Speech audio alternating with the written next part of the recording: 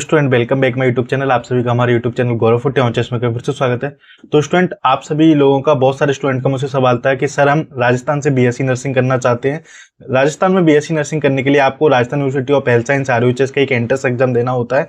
चलिए आज हम जानेंगे कि वो एंट्रेंस एग्जाम कैसा आता है, किस तरह का पैटर्न होता है, किस टाइप के क्वेश्चन आते हैं, क्या क्या सिलेबस आता है, वो सारी आपकी जो भी डाउट्स है मैं इस वीडियो में आपको सॉल्व करने वाला हूँ। अगर आप इस चैनल पर पहली बार हैं तो चैनल को सब्सक्राइब कर लेना, वीडियो अधिक से अधिक शेयर कर देना। चलिए स्टूडेंट, जैसा कि आप अपनी स्क्रीन पर देख पा रहे हैं, ये आपके सामने पिछली साल का एंट्रेंस एग्जाम है 2022 का। आप अपनी स्क्रीन पर देख पा रहे हैं, ये entrance exam Rajasthan university of health science के द्वारा कंडक्ट करवाया जाता है। तो इसमें आप देखेंगे कि इसमें आपको 3 सब्जेक्ट से क्वेश्चन देखने को मिलते हैं। विशेषकर अभी जो सिलेबस है स्टूडेंट, इसमें आपको सिर्फ 12th क्लास का ही पूछा जाता है ना। तो जो भी स्टूडेंट्स तैयारी कर रहे हैं वो अभी फिलहाल 12th क्लास का ही पढ़े, हाँ, है ना। और रही बात कि इसमें आप पूछेंगे कि सर एनसीईआरटी पढ़नी है आरबीएसई, तो आपको अभी फिलहाल एनसीईआरटी पे ध्यान देना है। आप अब यहाँ पे बहुत सारे स्टूडेंट पूछेंगे सर हमको लेटेस्ट एनसीईआरटी पढ़नी है ओल्ड एनसीईआरटी, तो अभी मैं आपको बताना चाहता हूँ फिलहाल आप ओल्ड एनसीईआरटी पढ़ें, है ना।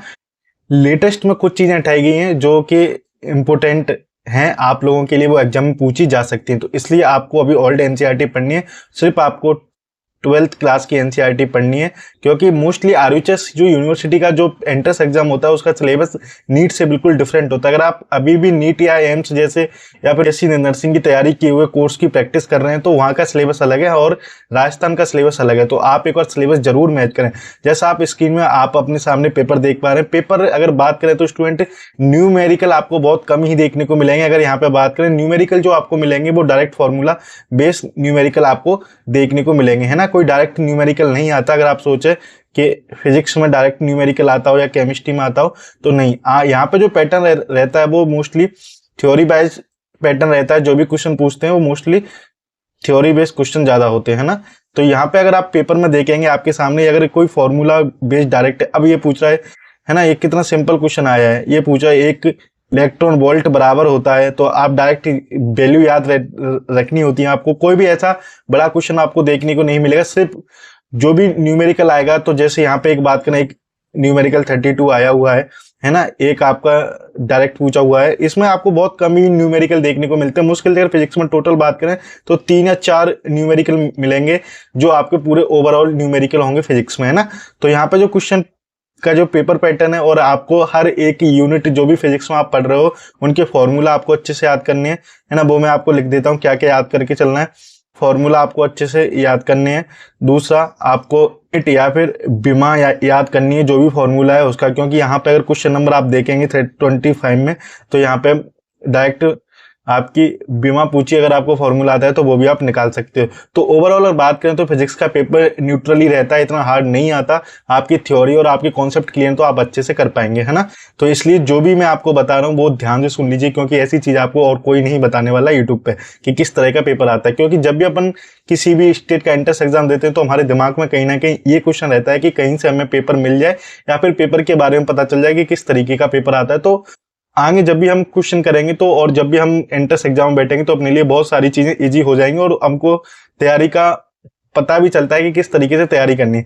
चलो यहाँ पे अगर फिजिक्स की बात करते हैं, चलिए अब यहाँ पे हम बात करेंगे केमिस्ट्री की। केमिस्ट्री का पेपर आपके सामने स्क्रीन पे है ना। तो अगर हम बात करें यहाँ पे फिजिक्स के, तो आपने देख लिया होगा यहाँ आपको फिजिक्स के टोटल जो क्वेश्चन देखने को मिलेंगे वो आपको मैंने बता दिया है कितने कितने आते हैं, है ना। तो अब यहाँ से केमिस्ट्री स्टार्ट हो चुकी है आपकी, है ना।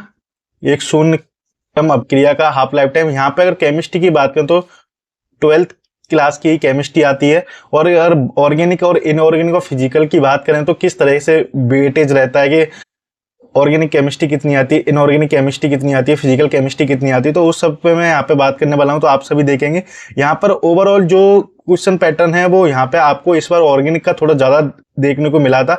और ऑर्गेनिक में भी आपकी सीधी जो भी 12th की बुक्स में डायरेक्ट रिएक्शन है वो डायरेक्ट पूछा जाती है और उनके भी आपको रिएक्शन देके नाम पूछ लेगा कि ये कौन सी अभिक्रिया है। तो जो भी ऑर्गेनिक में स्टूडेंट्स को दिक्कत आ रही है तो वो स्टूडेंट ऐसा करें, जितनी भी रिएक्शन है उनके नाम याद कर लें और उनके जो भी फॉर्मूला है कि किस तरह से रिएक्शन होती है, क्योंकि यहाँ पे कोई डायरेक्ट रिएक्शन का आपको प्रोडक्ट नहीं पूछा हुआ है, डायरेक्ट नाम पूछा हुआ है अगर बात करें तो। और अगर बात करें इनऑर्गेनिक केमिस्ट्री की तो वो आपकी बायोलॉजी से मिलती जुलती ही वहां पे क्वेश्चन डाल दिए जाते हैं। और जो लास्ट के चैप्टर्स हैं आपके जो भी 12th केमिस्ट्री के पॉलीमर्स वगैरह, एवरीडे इन लाइफ केमिस्ट्री, ये इन पे आपको ज्यादा फोकस करना है, इनसे ज्यादा क्वेश्चन आ जाते हैं और बहुत सिंपल रहते हैं। और बात करें तो हर एक चैप्टर से आपको एक एक क्वेश्चन जरूर देखने को मिल जाता है। तो जो भी आप पढ़ रहे हैं तो वो ऐसा पढ़ें कि आपकी थ्योरी उसमें बहुत अच्छे से, क्योंकि यहाँ पे अगर बात करें तो एक कोई भी नेगेटिव मार्किंग नहीं होती। पहली बात तो अगर एग्जाम में नेगेटिव मार्किंग नहीं होती तो आपको ज्यादा से ज्यादा क्वेश्चन पुट आउट करने, जिससे आपको ज्यादा से ज्यादा अच्छे नंबर आ सके और अच्छा गवर्नमेंट कॉलेज मिल सके। इसलिए इसकी कट ऑफ थोड़ी ज्यादा जाती है, क्योंकि नेगेटिव मार्किंग नहीं होती। तो अगर स्टूडेंट का सही जाता है तो वो सही काउंट होता है। अगर एक बार को नेगेटिव मार्किंग हो तो स्टूडेंट ज्यादा क्वेश्चन करने से बचे, क्योंकि उसे कहीं ना कहीं डर रहेगा कि मेरा गलत ना हो जाए। इसलिए मैं आपको बता रहा हूँ, आप जो भी पढ़ रहे हो आपको 12th अच्छे से पढ़नी, ज्यादा हाई लेवल पर आपको नहीं जाना। आप जो भी बैच में पढ़ रहे हो या फिर जहां भी पढ़ रहे हो, नीट और आरयूएच एंट्रेंस एग्जाम बिल्कुल में बहुत ज्यादा डिफरेंस होता है। नीट अगर बात करें तो 100% और आरयूएच बात करें तो 70 या 80%, इतना स्टूडेंट्स आपको डिफरेंस पेपर में देखने को मिल जाए। क्योंकि यहाँ पे सबसे कम नंबर इंटेलिजेंट बच्चे के ही रह जाते हैं कभी कभी बार, क्योंकि वो ज्यादा एक्स्ट्रा पढ़ लेते हैं, जो छोटी छोटी चीजें वो भूल जाते हैं। जो नॉर्मल एक स्टूडेंट एवरेज होता है, जो एवरेज स्टूडेंट अपने पढ़ाई करता है तो वो हर चीज को अपने मेमोराइज करके चलता है, तो उसको बहुत ज्यादा सिंपल हो जाए। अब यहाँ पे देखिए आईपीएससी नाम पूछा हुआ है, 43 की बात करें तो कितना सिंपल पूछा हुआ है। एक आपको मेथिल ग्रुप है, एक आपका एल्कोहल ग्रुप है, बहुत सिंपल है। मतलब इतना डीपली आपको नहीं जाना।